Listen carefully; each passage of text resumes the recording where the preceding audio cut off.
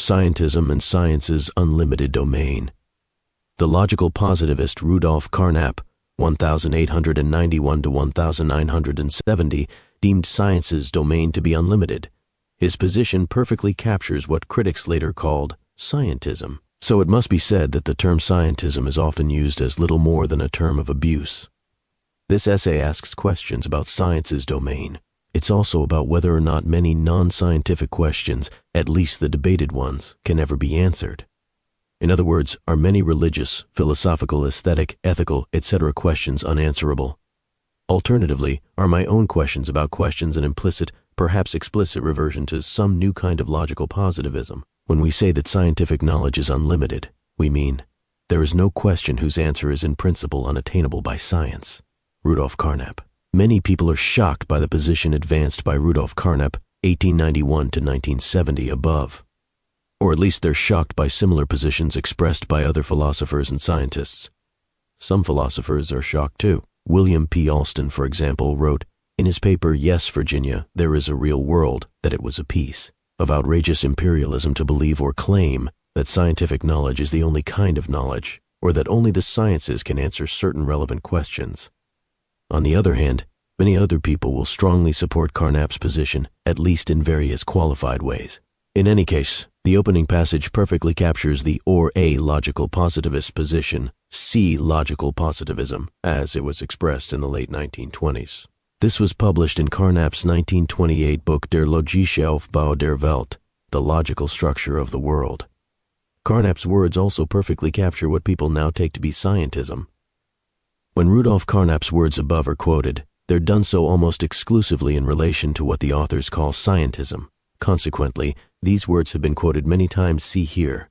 For example, you'll find them in the book Scientism, Science, Ethics and Religion, as well as in Science Unlimited, The Challenges of Scientism. It can be suspected that these authors found this passage from Carnap in the writings of other critics of scientism, not from Carnap's own book, The Logical Structure of the World. So it's a little odd that these newish books are relying on a passage from 1928 to summarize the or a scientistic position. See the last section of this essay for some more very retrospective bashing of logical positivism, Science Unlimited, to sum up this essay's particular take on Rudolf Carnap's words. The opening passage states that scientific knowledge is unlimited. Indeed, Carnap's definition, there is no question whose answer is in principle unattainable by science, is an explicit reference to science's unlimited or unrestricted role. In other words, there is no question or subject or issue which is beyond science. This is where Carnap's position must be both qualified and explained a little. There are indeed some, even many questions which cannot be answered by the sciences. However, that's because they are, perhaps sometimes almost by definition, unanswerable. In other words, no answers outside the sciences can ever be confirmed, tested, verified, quantified, etc.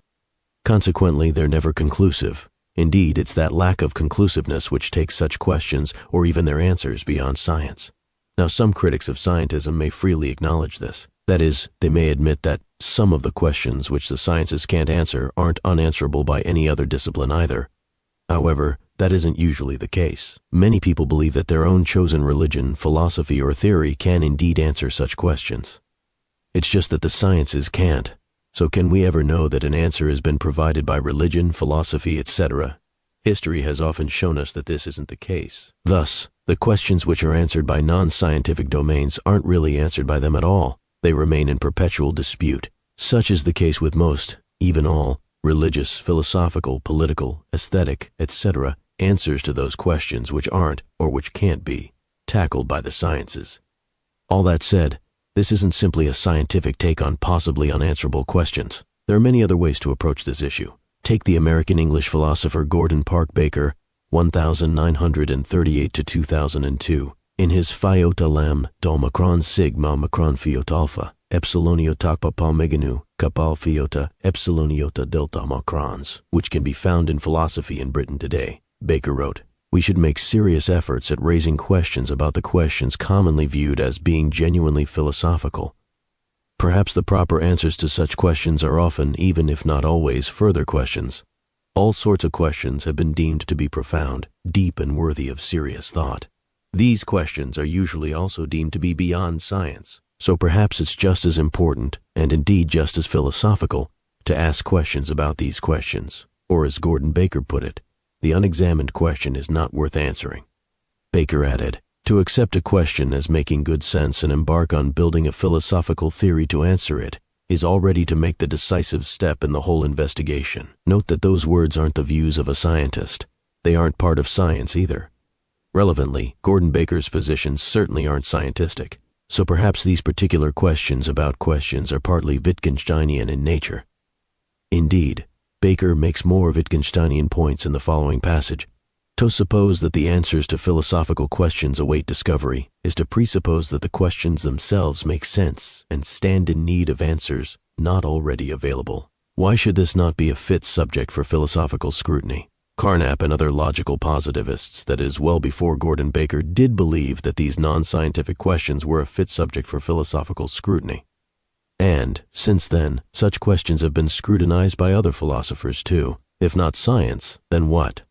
Recall that Carnap concluded that there is no question whose answer is in principle unattainable by science. So if the argument is that some answers aren't attainable by the sciences, then by what discipline, philosophy, theory, domain, or group person are they attainable by? It can be supposed that this depends on the question or the precise subject. So, to start off with a trivial example, would we expect the sciences to have an answer to this question? What is the greatest rock song of all time? Or, what is the true religion? More strongly, is war ever right? Let's just say that the sciences can't give us answers to these questions. That may be because there can't be an answer to them, at least not a conclusive answer. That said, the sciences may help with data, arguments, evidence, facts, etc. The problem is that these things alone will still never provide an answer. More specifically, which facts, data, evidence, etc. would establish what the greatest rock song of all time is. Some people may offer certain facts, data, or evidence to help their case, but would they alone establish this? Say that someone states that Making Your Mind Up by the power combo Bucks Fizz is the greatest rock song ever because it has sold the most. Thus, we can make the point that the rock song that sells the most is by definition the greatest rock song ever. However, that's a mere stipulative definition. There's no reason why everyone, or even anyone, should accept this definition of the greatest rock song ever. So other people will define the greatest rock song ever in other ways and by other standards. The problem is that these other accounts won't be conclusive or definitive either. This is the reason why the sciences may have a problem with providing answers to these questions. Again, this isn't because the questions or subjects' issues transcend science. It will be because, in a strong sense, there are no answers at all. Thus, it's because there are no answers at all that such questions are deemed to transcend science. It's not that answers are indeed forthcoming, and those answers transcend science. Or rather, there are many answers that many people will give to these questions. However, none of them can be established as being true or even correct. The same goes for the question, is war ever right? Apart from it being a highly generalized question, it supposedly transcends the sciences not simply because it belongs to the unique realm of philosophy, religion, ethics, or morality. It transcends the sciences because no tests, data, observations, evidence, facts, etc. could ever establish a conclusive answer to that question. Again, that's because in a strong sense there is no answer, or rather there are many answers that many people will give to this question. However, none of them can be established as being true. So, in these cases, it's not that there are questions which fall to domains other than the sciences, because they transcend science in some strange or indefinable ways. Rather, no genuine answers to these questions will ever be forthcoming whichever religious person, philosopher, theorist, etc. claims to have the answers. As for putting Carnap's opening passage in its general context, you needn't be a Carnapian or a logical positivist. All the above isn't a categorical defense of Rudolf Carnap's logical positivism. So, sure, there are problems with both Carnap's own positions and with logical positivism generally. Is that a surprise?